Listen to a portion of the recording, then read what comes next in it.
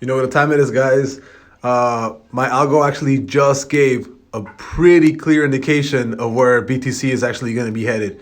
Right now, currently, BTC USD, it just gave the bullish signal today, which is absolutely nuts. And every single time we see a bullish signal, you guys can see that it goes up maybe a couple thousand points. So it actually gave it today, December 26th. I'll check the time later, but they gave the buy signal right now at, yeah, it gave it at 25,000. It gave the buy signal at 25,000. So in a week or so, this Bitcoin might even hit $30,000, 100%. There's no way like my algo. I don't want to say my algo is wrong because I mean it is wrong a lot of times, but it's also right. It's more right than it is wrong, right? But it just gave a bullish signal for December 26th, which is absolutely insane. And we actually just hit $25,000 like today in the morning, like 4 a.m.